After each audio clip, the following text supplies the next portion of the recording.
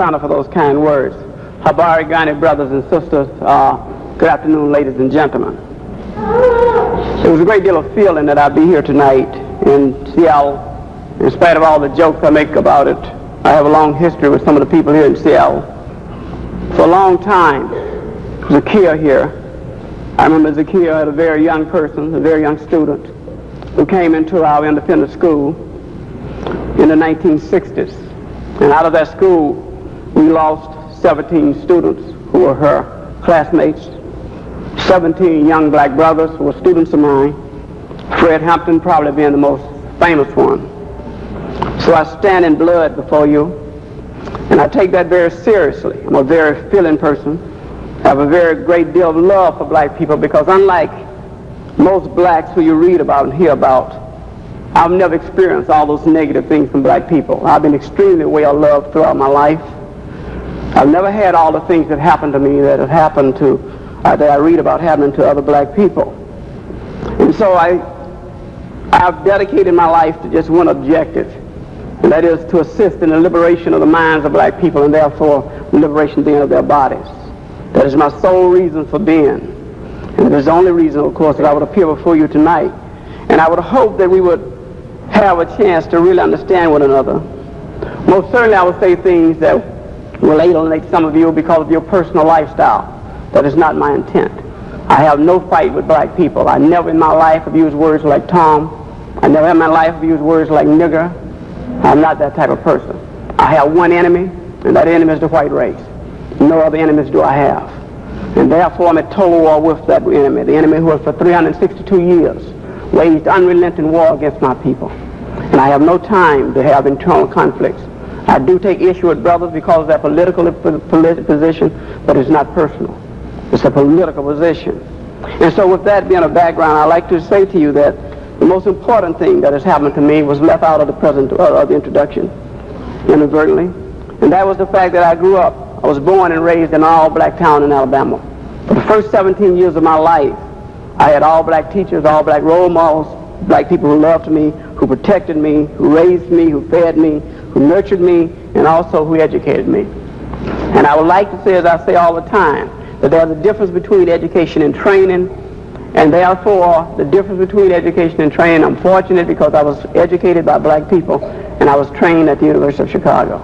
Unfortunately, black people, and that's part of the mental process, black people are more impressed with the fact that I was trained at the University of Chicago than the fact that I was educated by black people in Alabama. And with that, I'm going to take a sort of different tag with Mentacide tonight because, and I'm going to lay it in some ways that all of us can sort of understand, and although we may like, this will be published in about 3 weeks. In about 3 weeks, Third World Press will publish what I'm going to talk to you about tonight, and I'm just going to introduce it, and you'll have to get the publication from Third World Press, and it will be out here. I would also like to say to Karumo and all the other brothers and sisters who I worked with over the years that I really appreciate being here and being loved so by them. I mean, there have been many times I've been places which my welcome was not as good as it was tonight. And in fact, there was a time when I had to almost run out of the place. They were always stood tall and stood behind me. Tonight I'm going to talk about Mentacide.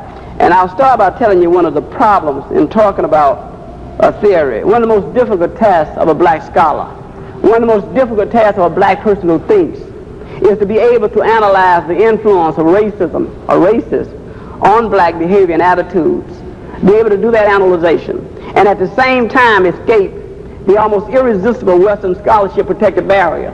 Western scholarship in the Western world, that is their protection. They have a barrier, and they call it scholarship. And it protects them so well that even when you begin to study racism, you end back up studying the victim, doing an analysis of their victims. That's what is happening. So there's no question that this analysis of the victim methodology has been a major scientific development of white scientists because it effectively leads away from the cause of our condition, which is white pathology. It leads you away from that once you get into it because the way the scholarship is set up. One of the results is that the position is usually taken that one should not even imply to the black masses our truly weak position for fear of immobilizing them. In other words, you shouldn't talk about all the conditions of blacks because you immobilize them, which are a condition which already exists. while others take the position that whites have power over blacks all. Now this is due to the all-powerful but non-existent white concept of free will. Free will, which has us in all sort of trouble. All sort of trouble, this idea that you got free will. Namely that people always have choices, and you have choices since you have free will. Therefore, you can be held responsible for your behavior. And that free will, of course, as I spoke to last night, that free will, what it leads to then, it leads to a great deal of negative behavior. And it leads to rugged individualism. Therefore, to give you a type of analogy, and I'm not trying to be humorous. I know many things I say are humorous, but I like to use analogies, as African people have done throughout history. Is that the analogy I have is that whites have us fighting over deck chairs on the Titanic. Got us fighting over deck chairs on the Titanic, while they have taken the lifeboats and gone. And some brothers and sisters want to argue on what class we're in. What class we're in. So we had a brother like Brother Wilson back at the University of Chicago, who was the head of the sociology department that I said last night, who wrote this book, The Decline and Significance of Race. Race is declining in significance, now it's class and economics. And of course, the mere fact that the brother is married to a white girl means that race declines every night in significance, especially when they go to bed. Now, I don't want you to misunderstand me. I'm very aware of what happens when you expose the human personality to dangerous stimuli. I'm a very serious behavior scientist. I'm very aware of that. However, there comes a time when the risk of exposure is insignificant when compared to the alternative. And to paraphrase a type of mental health truth, which is a mental health truth, the greatest pathology in the world, the greatest sickness in the world, is for people to believe in something just because they wish it to be so. That's the greatest pathology you can have. For you to believe in something just because you wish it to be so. And that's what most of us are. For example, if you take suicide, let's deal with that for a minute because that's what the publication will be about. And I want to use that just to deliver this. In the not too distant past, suicide in the black community was virtually non-existent. In fact, when our comedians were really comedians, they used to joke about it. How can a black commit suicide jumping out of a basement window? Things like that, you know. And so, you know, the fact that the black committed suicide by attacking the policeman's club with his head. Things like that, you know. Somebody in my town where I grew up, if somebody come up and talk about somebody kill himself, everybody be looking for who killed him. But there's a further understanding if you begin to do this analysis. One of the things I have to say right away, and then maybe this will give you some understanding of where I'm coming from. The most serious mistake you can make, along with that greatest pathology, the most serious mistake you can make is to try to use white definitions to try to define and understand black phenomena, black behavior. The most serious thing, to use white definitions. He who defines rules. If you accept my definition of the world, I will rule you.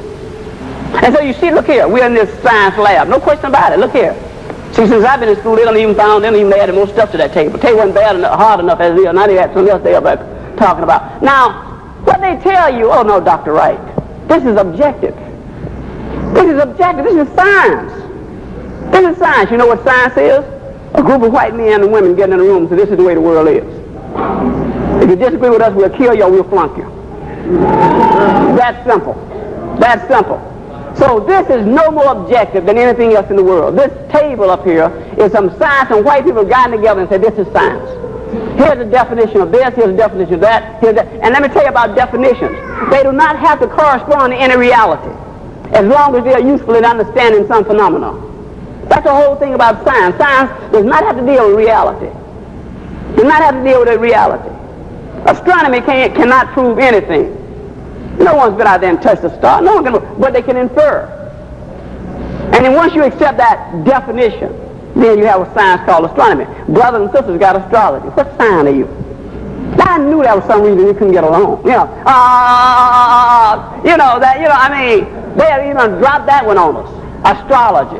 What sign are you? And I had some students in the free school once to do do a restart. I want you all to get on the L, which is the subway. And I want you all to get on the L. And I want you all to